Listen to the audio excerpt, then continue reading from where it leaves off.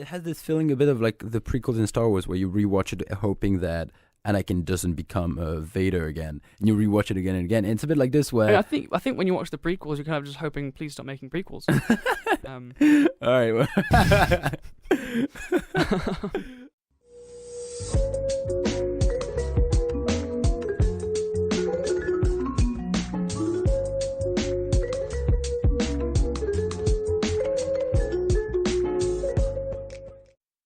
Good morning.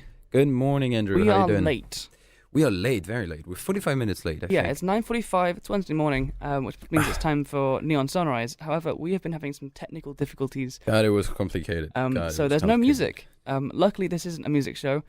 I mean, I still like the chill vibe of it. It's true. We will miss the chill hop interlude in the center of the show, and this show will probably go a little bit later than previously. Previously, we were 9 to 10. We're probably going to run 9 to maybe 10:30 or so. Yeah, we're just gonna run around an hour, like last week. Yeah, we'll just start talking, and like if there reaches a point where like someone else is knocking on the door, we'll probably leave. I don't think so, because I think we still have like 3 hours where the music is just gonna run. Yeah. But there's no music today because we don't know why. That makes me sad. We had some nice stuff lined up. We had some nice stuff. I wanted to play the music. Okay, so next week we'll bring that, so that there's a nice. We'll probably throw some more songs in next week that we did last time, to make up for this loss. Yeah.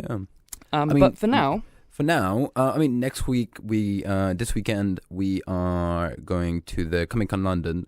So we'll tell you all about it next week. It's going to be fun. Saturday, October 27th, we're going to Andrew MCM. is going to get a signature from Matt Mercer. Yeah, so October 27th on the Saturday, we're going to go hit MCM Comic-Con in London. Got some exciting things lined up there. Hopefully some exciting announcements. So we'll see about that. I'm going to go see Matthew Mercer. Those of you who know who he is will be excited. Those who don't will be curious because you don't know who he is. But we'll get to that next week when we've actually got something to say. All right. Should we start?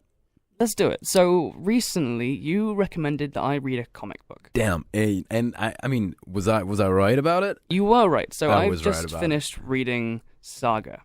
Saga. So Saga is one of my favorite comic of all time. It's. Do you want to explain it? Do you want to explain the story? I feel like. I think we'll try and steer clear of actual story. I want to talk about setting. I want to talk about themes. All right, so you want to talk about settings? Should we talk maybe about like the first chapter, what it implies, what the story is going to be around? Because the theme itself is very much so. The story is placed in a sci-fi world where most part of the galaxy is taken into this war between two sister planets, which are. Well, a planet and a moon. A planet and a moon. It's true. Where one is inhabited by horned people, and the other one by winged people. Yeah. So on the planet you have people with wings of various kinds, and on the moon called Wreath, you have people with horns. And then this is a universe where the moon and this planet are at war and have been for a very long time. But over years and years and years, this war has expanded and become effectively a war fought on other planets and other systems, leaving these two initial warring places, the moon and the planet, in relative peace, while a horrific war is waged on their behalf throughout the galaxy and the universe. Exactly.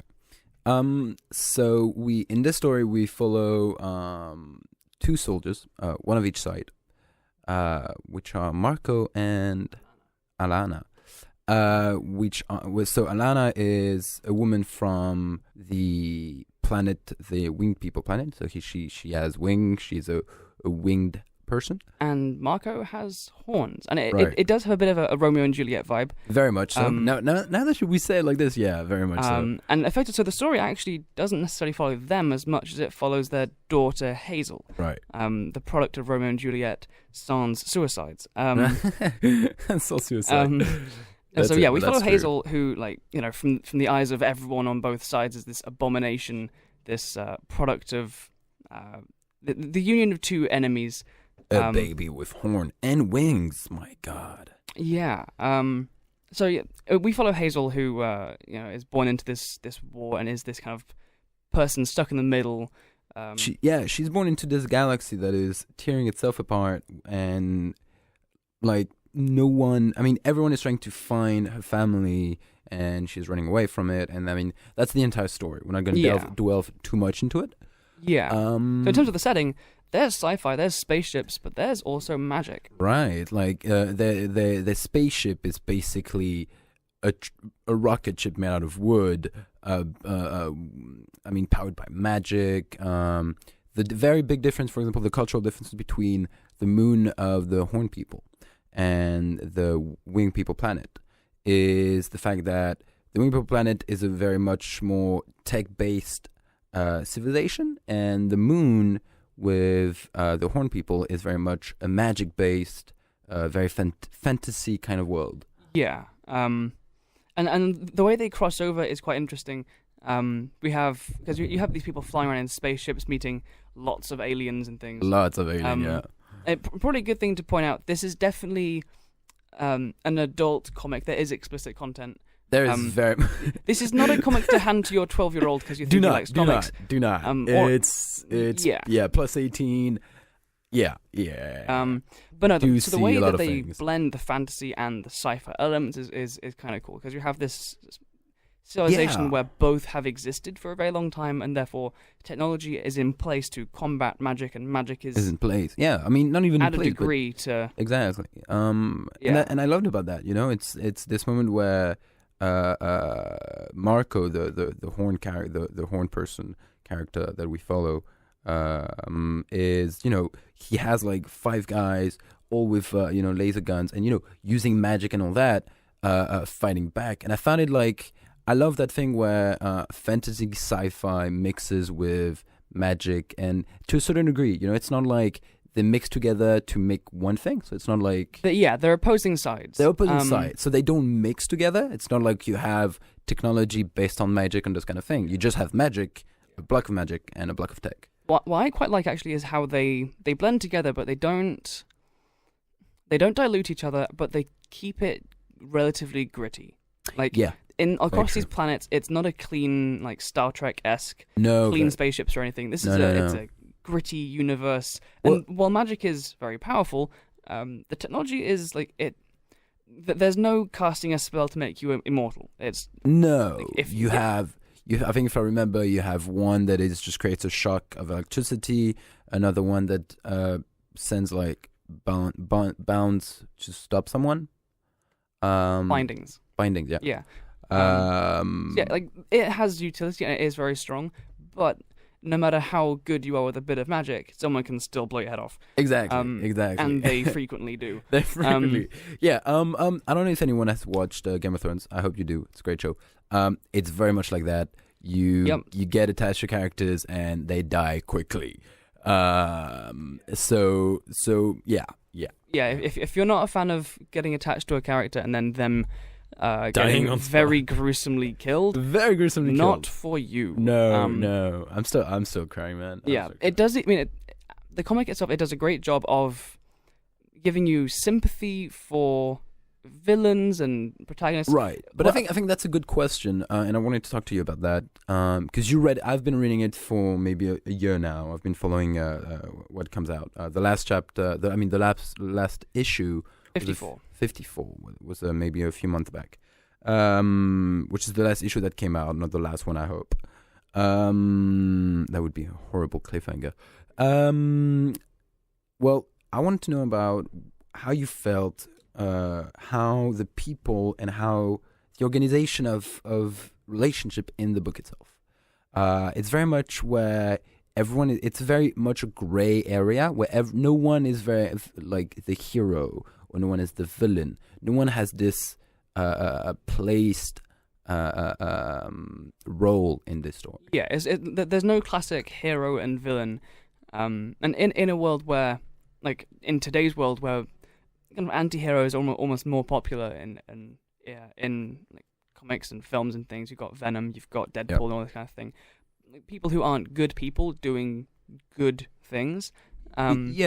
In Saga, I think it gets a bit blurrier even than that. Your protagonists and your antagonists, you're shown enough of their motives, and you have enough sympathy in most cases for those motives, where you have not so much protagonist and antagonist, but you have a group of protagonists in some ways pitted against each other, and you have to kind of come to terms with that, come to terms with their conflict, and almost choose a side. I think you're very much on point when you said choose a side, because everyone in this circle of protagonists, they're all connected.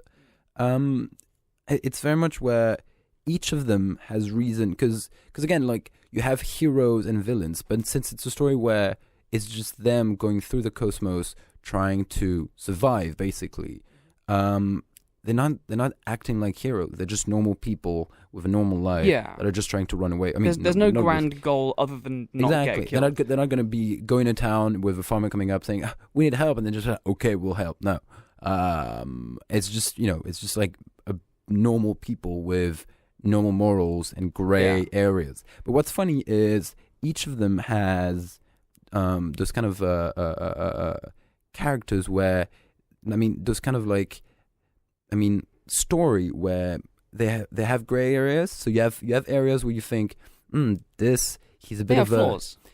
Flaws, and very much so. When you said choose a someone, is because each of them has good points and bad points. You know, it is, and it gets difficult when a particular character, like say two characters that you really like, and both think both of them are good in some ways and like are good despite their flaws, when they are then in conflict. That's difficult to kind of work your head around.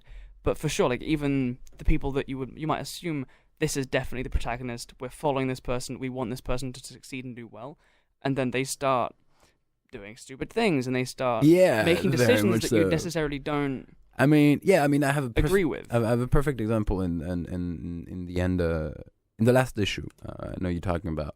I'm talking earlier on. I'm trying to stay vague so that. Right, I'm saying vague. I don't want to spoil. Mostly the last issue. But with characters like, for example, talking about the Will, a bounty hunter guy. Okay, so his name is the Will. It's a bit weird, but he's a bounty hunter, going through the cosmos and trying to, kill the people he needs to kill. For example, this guy,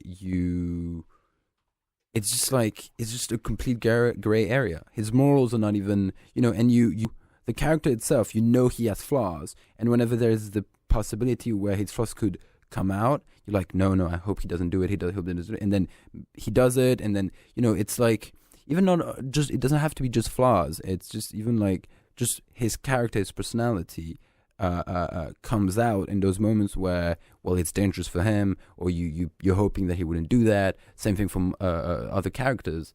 But yeah, it's definitely a case of, as he's going through doing the things he's doing, he'll make a decision or do something that kind of makes you either sympathize with him, agree with him, believe he's doing, like, deep enough down he is actually a good guy. He is of good moral character. And most characters in the comics, like almost all of them, at some point show some kind of good moral character. True. And whether that's a case of they're a bad person that can do good things, or whether they're a good person that is often doing bad things, is often a difficult thing to define. Yeah. Going back from that, trying to move away a bit from character writing and all that. What what really hit you when you read the book? Was it, apart from the writing itself, was it maybe the art, the way the future was depicted? Like, maybe, for me, I think it's the way science fiction was depicted in that comic. I think the magic and tech is really there, and that's really interesting. But I really like, just hoodie future. Like, it's a future, you go in the street and you have a guy with a hoodie. It doesn't have to be, grand technology, grand futurism, grand sci-fi with everyone with like new and different clothing and stuff. It's just, it has this, as you say, very gritty, very rough kind of. Yeah, and I think it definitely doesn't feel like a future. I think it feels more like an alternative reality. True. Like, because there are elements of it which I don't think our civilizations and society would ever get to. That alongside all the aliens. I mean, there's a lot of aliens. But in that, I think my favorite aspects definitely come in with the depictions of a society with space travel, with magic and things, but how it remains this kind of believable, gritty environment. There's no super clean cut, perfect white surfaces everywhere. And I like that. I'm not a big fan of those like super clean cut, futuristic things. I mean, like games that are set in the future that really kind of resonate with me, things like Dead Space.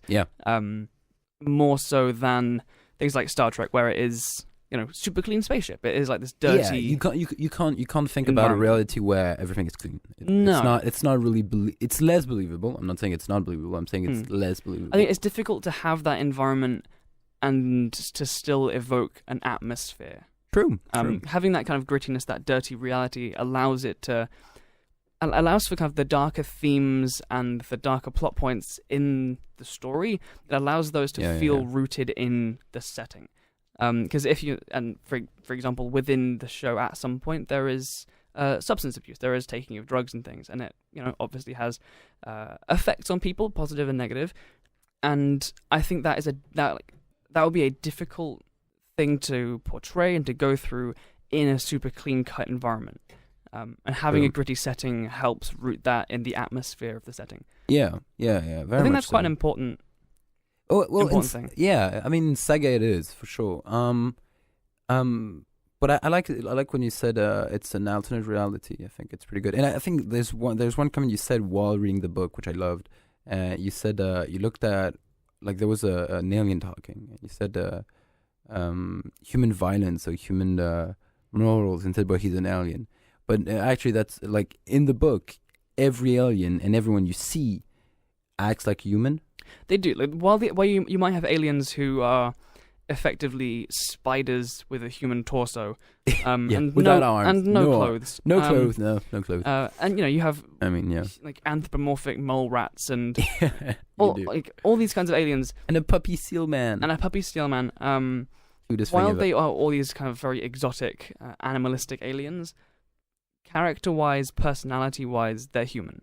You see them experiencing human emotion. They act in a human way, both rationally and irrationally in certain circumstances. Definitely. I don't think there's a single alien there which has an alien thought process. They're all very relatable. And I think that's important. Like if you try and go, I think that's why the entire galaxy of it feels very, very human. It's very believable. It's very believable. It definitely draws parallels with various issues that humans go through, and I like how it's not too on the nose. That's true. You do have this kind of Romeo and Juliet conflict. You have characters in the surrounding arcs, which are these very imperfect people, where no one is black and white, bad or good. So it definitely draws a lot of kind of parallels there. It makes you think about your own actions a little bit. It also makes you think about the actions of those that maybe most perceive as evil. Like, what are they doing? I think it's a good exercise in devalidating the concept of evil. Which is a very deep philosophical thing, but I think in simple terms, it just, you can't assume anything, and I think it's a good. Well, I think you're right on point. It's an exercise in not judging everything from its exactly, because it started with the book, like in the first issue, it started with like those roles for each character that we're going to follow, each protagonist. And you're like, okay, this guy is the bad guy, those two are Romeo and Juliet, this guy is also like a bad guy, blah, blah, blah. And then everything turns around. You slowly realize that Romeo and Juliet both suck. And all the people after them have some reasons. But never enough where it's like Romeo and Juliet are the bad guys and everyone else is good. It's you're always there on like looking from far away and be like, I don't want to choose any one of them. Like, both because there are aspects that you really like, and you're like, I really love this character, I love seeing what they do, I don't want them to go. But it has this feeling a bit of like the prequels in Star Wars, where you rewatch it hoping that Anakin doesn't become Vader again, and you rewatch it again and again. And it's a bit like this, where I think when you watch the prequels, you're kind of just hoping, please stop making prequels.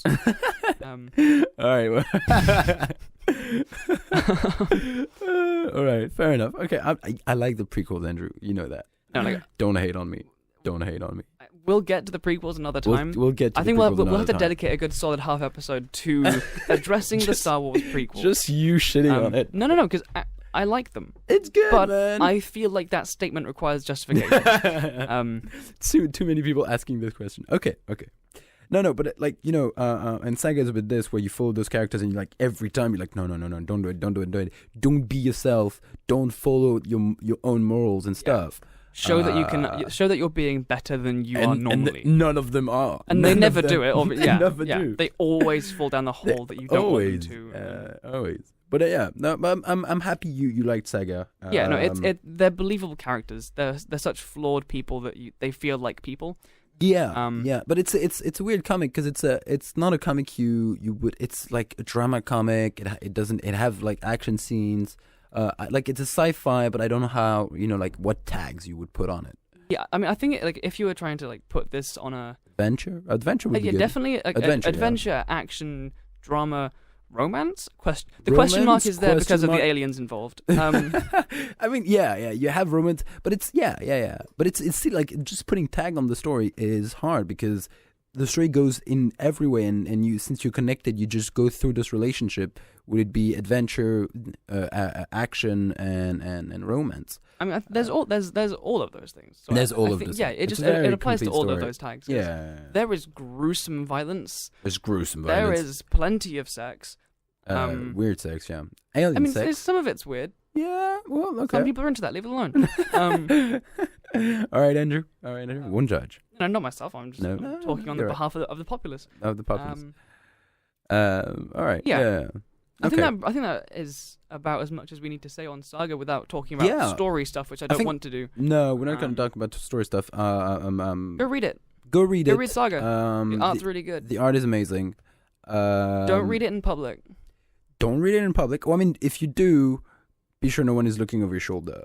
Yeah. Alien sex is there, but just like it's not consistent. You're not gonna be reading through and find one issue is just alien porn. No. Like it's just one day, like you would just turn a page from a fight scene and just be like alien sex. Yeah. All right. Okay. Cool. Well, that closes that chapter. Now that closes that chapter. Should we put some music on? But I don't know if we can now. We can't. There's no. We would. I would love to put some music on. I would love to put some music on. But we are experiencing some technical difficulties with our equipment, and we can't. We had such great music. We did. I think next week we'll definitely. I think next week maybe we'll talk about Star Wars prequels. All right. But we'll have lots of musical interludes within that. Musical interludes. Do our research. Should we take a break though? Yeah, we'll take a quick break now. Okay. Come back in a minute and talk about Come back into useless magic. Useless magic. Yeah. All right. See you in a minute, guys.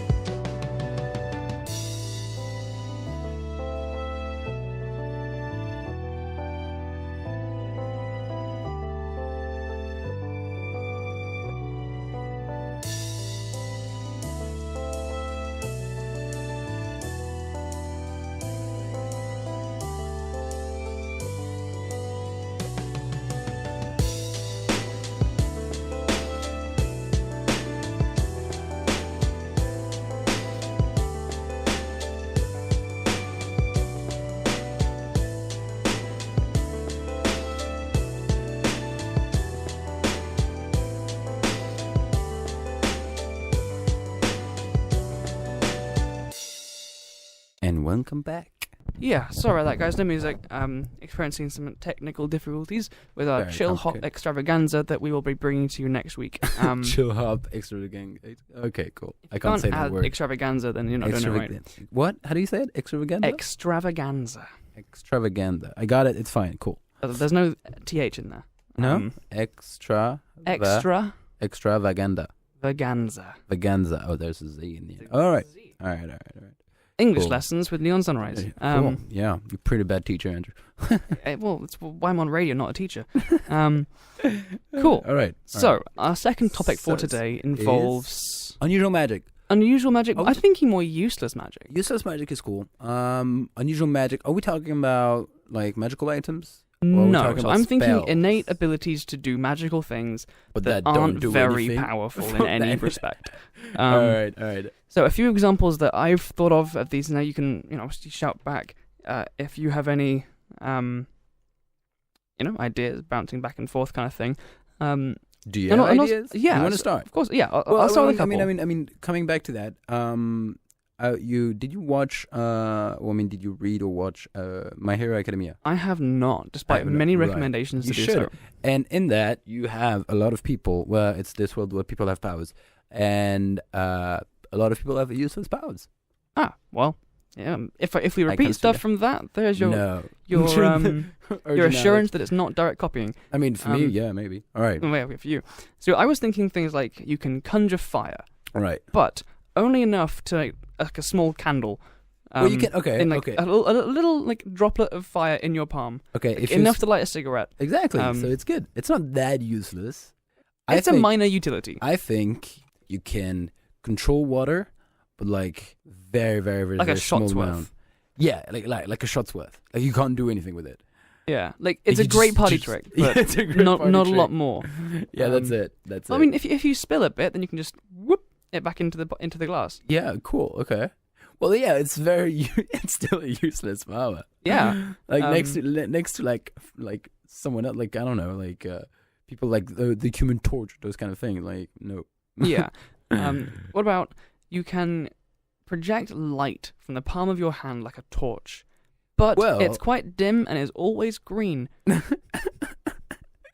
Well, actually, like there is actually an mutant in the Marvel comics that is a bit like this, where he has light inside of him, and he can control light that like coming out of him.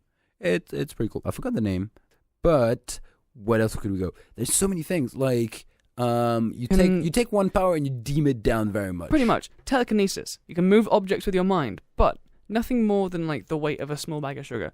No, because it's still okay with that. Like, but you can't. You can do it, but from 10 centimeters away.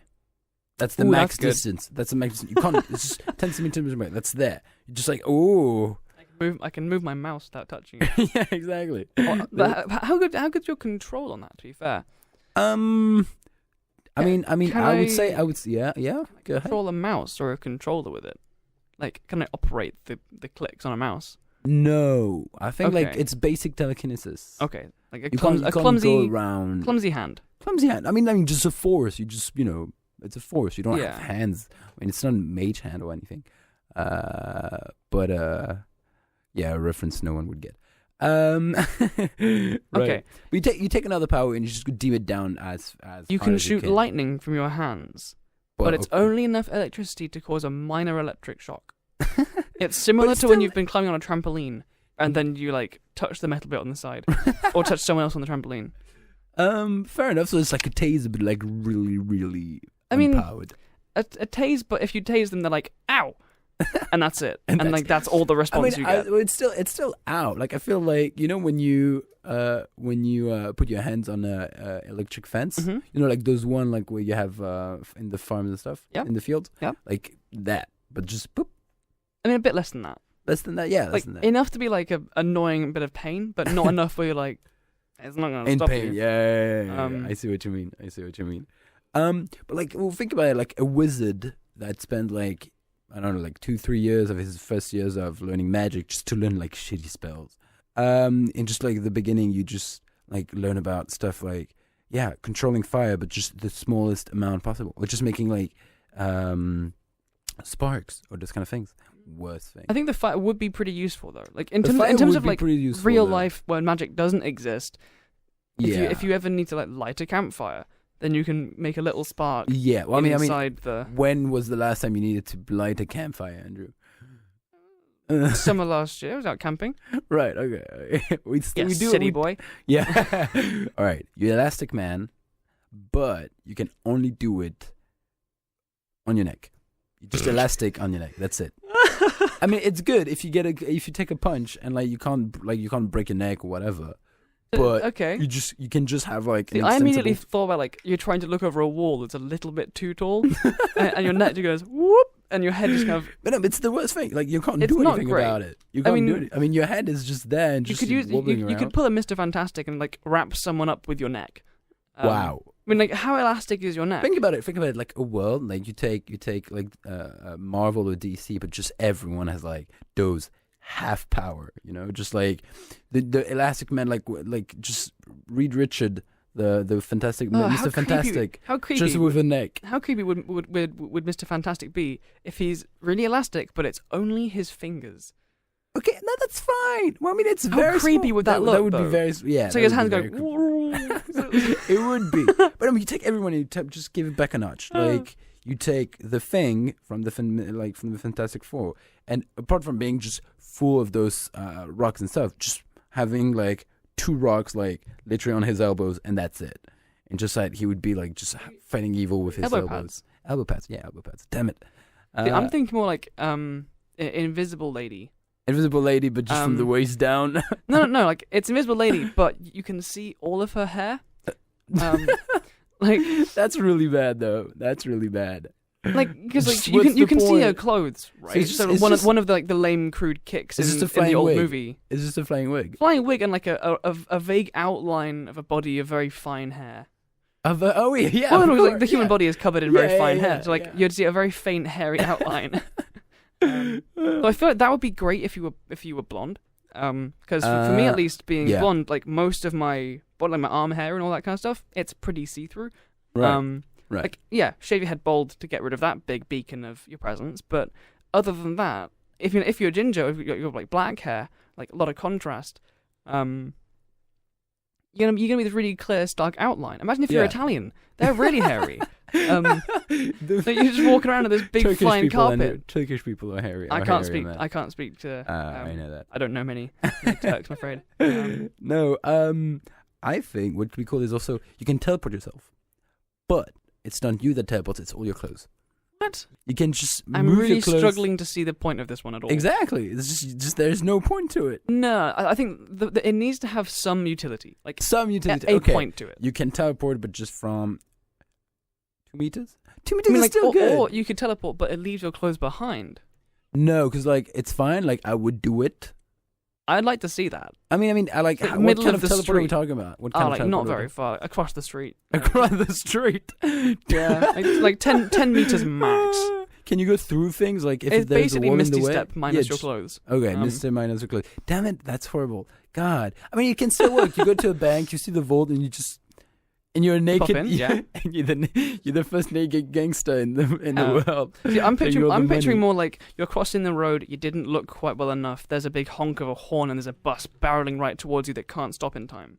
Right. And so you save yourself. You save yourself by teleporting away, but the bus like smacks into your clothing, like your school bag gets smashed by the bus, and then just there's you like 3-point landing on the pavement, stark naked, on the side of the street. Everyone's like, superhero landing. What? Someone got hit by a bus, and there's just you like, no, I didn't. But don't look, please. But don't look, please. Like the first time you discovered your powers, you were at school and you just decided you fell down trying to, climb that rope during physical training, and no, you fell, but you just decided to just teleport, and then you were naked in front of the entire class. That's a villain backstory. Like a lot of these superhero movies, like The Incredibles, like the Fantastic Four, and when we say Fantastic Four, I mean the old one. I mean the comics are still good. Talking about the movies, the comics are still good. I haven't read the movies. I haven't seen the new film. Really bad. I'm not gonna see it. Do not watch it. Really. I'm talking about the older film because that's my experience with the Fantastic Four.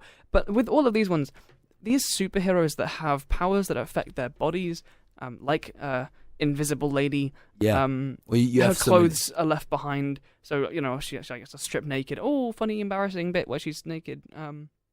Yeah. Or like in The Incredibles, when Elastigirl's doing her stuff, or Violet's trying to turn invisible. Yeah. Her clothes left behind. So there's the loophole in all these where they have some very intelligent fashion designer who comes along and makes them a suit which can tolerate their powers. Yeah. But in everyday life, you don't have that. No, you don't. Right? I mean, I don't know about you. I don't have an Edna mode on call in case I become invisible. Aunt Edna. No. That's for sure. Think about it. Like you just being like Human Torch, just being able to just make fire out of like limbs of your body. You would burn the shit out of everything. Yeah, you would just incinerate all of your belongings. Yeah, you would. You would. And to be honest, if I had invisible powers but my clothes were left behind, I'd very rarely use it. We live in Manchester. Can you imagine walking around naked in Manchester? No, you would. No, forget being seen. You're invisible. But it's Manchester and is therefore freezing cold all the time. But think about like you take the power of Cyclops, but you just like nothing stops it. Yeah, you've got no funky funky glasses. eyewear. No, you just walk around and just with a laser in your eyes. Also, I'm really impressed by the sunglasses that he used to wear. Like those are good sunglasses. Like literally, like no, there's a reason for that. What's the UV factor on those sunglasses? Right, like because they weren't special. He was just in a normal high school. I mean, he had no money. I don't remember what kind of ray he blasts with his eyes, so I don't know what stops it. A big laser one. Because we see him in high school, right? And he's wearing normal sunglasses. Like I think there's a reason for that. Like factor 50 sunglasses. I don't know. And then like he gets annoyed or something, like someone like punches him, and then like his big like laser beam like cuts the school in half. It explodes out the building and cuts the school in half. Right. So what is up with these regular sunglasses? No, but for example, like the fact that when he closes his eyes, like there's a reason. His eyelids must be so strong. Right, there's a reason for that. Actually, I think there's something like about like black holes right behind his eyelids. Well, that's nonsense. No, I swear to God, I think that's it. I think I read it somewhere. I swear to God. I haven't read many comics. If that's how they've explained that away, that's Andrew, a pretty weak. It's comics. It's like it's a guy shooting gamma rays from his eyes. What do you want me to say? Like you have to have. But they thought it through properly and not decide that black holes was the answer. They did not. That's for sure. They did not. His head would just collapse along with the rest of the planet. Like, right. Going back to like useful powers. You can talk to animals, but you can only talk in swears. You're trying to talk to a squirrel, and it's super offended. It's super offended. Like to everyone else, it looks like you're full on like Snow White chatting to the woodland creatures. I mean, no, you're not chatting to woodland creatures. You're screaming at a squirrel. No, you can speak softly. Obviously, no one else talks to animals, so you speak softly. You're tweeting to the birds. Tweeting to everyone, the birds. All the girls are like, "Oh, that's so sweet," and some of the guys are like, "Oh, that's so sweet. He's talking to animals." And the animals are responding, but all the animals just run away and flip you off. A squirrel flips Every to the time bird someone and runs comes away. closer saying, like, "Oh, good job," and you hear like the guy just like swearing at the poor squirrel, and the squirrel just running away. Worst power ever. I just really want that. I love the visual of like a grey squirrel. Like it jumps up onto a little tree next to you, turns around, flips you off, and climbs away. I mean, think about it. There is a lot of guys like superheroes with powers. Like I am the friend of nature. What if like someone is just the worst enemy of nature? Like no animals like them. You know, like everywhere you go, everything alive attacks you. I feel like you'd be dead. Because let's classify what's alive, right? I mean, there was flies, bacteria, everything. It's just clinging to you. And there was this thing on Quora, the question app, where someone asked, "What if all animals, not taking viruses and everything, like all animals, Animal Kingdom, not fish." Let's take fish. Okay, so the animal and the fish kingdoms. The fish kingdom, right? Aquaman is involved. Just all of them would turn around against human. Would we survive? No. I mean, maybe. I don't know, man. We can lock doors.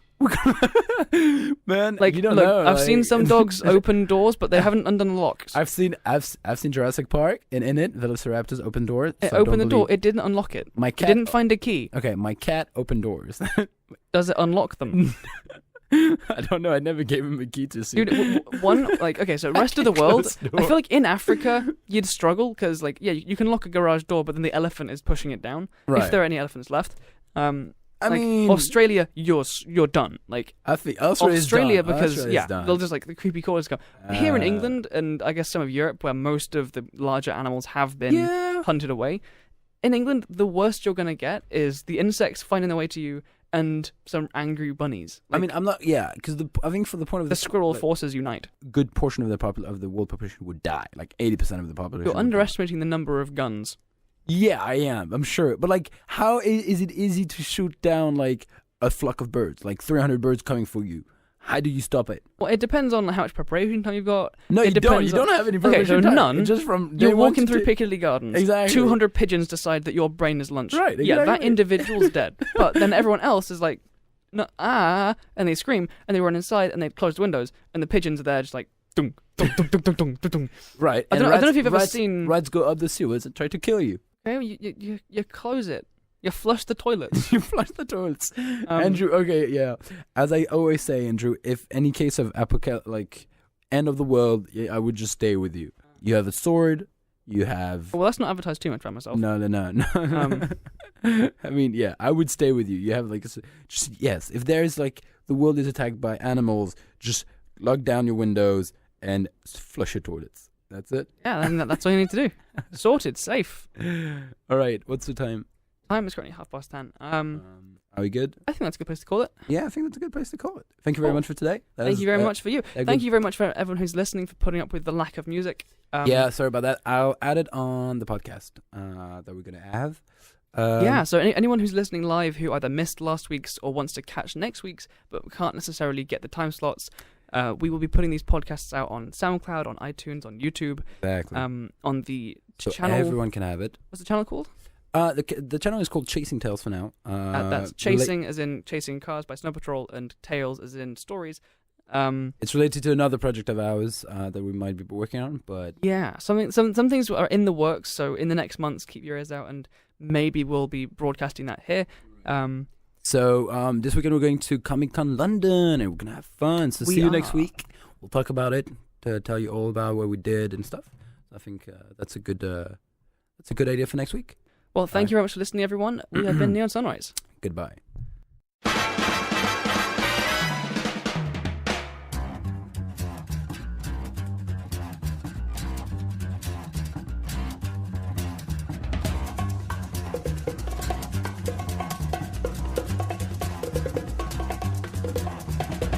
think it's time to blow this scene. Get everybody in the stuff together. Okay, 3, 2, 1, let's jam.